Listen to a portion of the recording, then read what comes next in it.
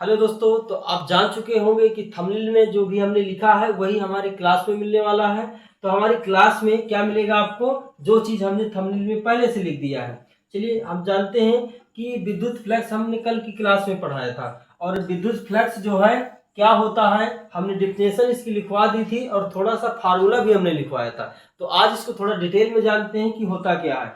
तो विद्युत फ्लक्स हमारा क्या होता है, विद्युत क्षेत्र में स्थित किसी काल्पनिक पृष्ठ से गुजरने वाली विद्युत बल रेखाओं की संख्या की माप को विद्युत फ्लक्स कहते हैं। जैसे हमारे पास कोई ये क्या है, इलेक्ट्रिक फील्ड है, क्या है, विद्युत क्षेत्र है। और विद्युत क्षेत्र में यदि हम लोग कोई काल्पनिक पृष्ठ रखते हैं, चलो हमने क्या किया, एक काल्पनिक पृष्ठ रख दिया, ठीक है। और इस काल्पनिक पृष्ठ से निकलने वाली क्या है, विद्युत बल रेखाओं की जो संख्या है, क्या है, विद्युत बल रेखाओं की जो संख्या है। तो इन्हीं की संख्या को, माप को ही क्या कहा जाएगा, इन्हीं को संख्या की जो माप है, इनको क्या हम लोग कहेंगे, इनको हम लोग कहेंगे कि ये विद्युत फ्लक्स है। चलिए, तो यहां से आपको समझ में आया कि जो कोई पृष्ठ से, काल्पनिक पृष्ठ से जो विद्युत बल रेखाएं निकलती हैं, तो उन्हीं की जो संख्या होती है उसे हम क्या बोलते हैं, विद्युत फ्लक्स बोलते हैं। इसका जो फार्मूला आया था, फार्मूला क्या आया था, फाई ई बराबर आया था ई इंटू ए आया था, ई इंटू ए आया था। जहां पे फाई ई हमारा विद्युत फ्लक्स था, ई क्या था, विद्युत क्षेत्र था, ए क्या था, हमारा एरिया था। इसका मात्रक क्या आया था, मात्रक आया था न्यूटन, क्या आया था,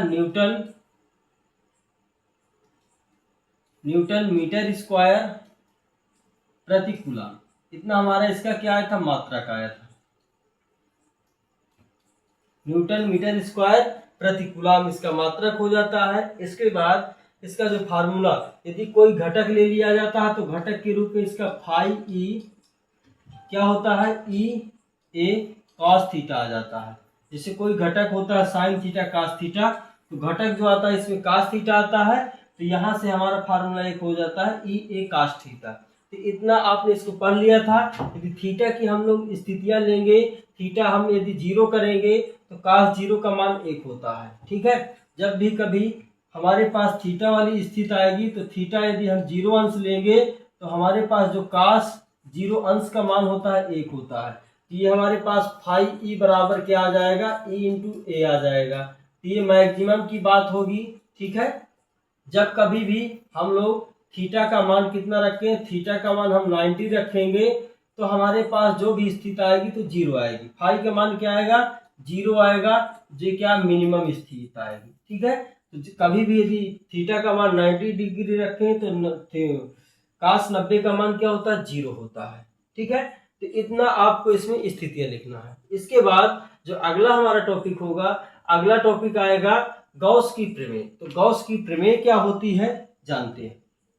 चलिए, जो गॉस की प्रमेय है इंपॉर्टेंट है, एग्जाम में 100% आता है, इसको अच्छे से आपको याद करना है और लिखना है। चलिए, तो इंपॉर्टेंट है ये क्वेश्चन हमारे लिए, गॉस का जो प्रमेय होता है। जो गॉस की प्रमेय होती है, तो ध्यान से देखिए, इसमें गॉस की प्रमेय के अनुसार किसी बंद पृष्ठ, कोई बंद पृष्ठ से गुजरने वाला जो विद्युत फ्लक्स होता है, उस पृष्ठ द्वारा परिबद्ध कुल आवेश का एक बटा अपसाइलन गुना होता है। क्या होता है, हमारे पास जो विद्युत फ्लक्स होता है, विद्युत फ्लक्स वो कितना गुना होता है, 1/ε गुना होता है किसी आवेश का, ठीक है।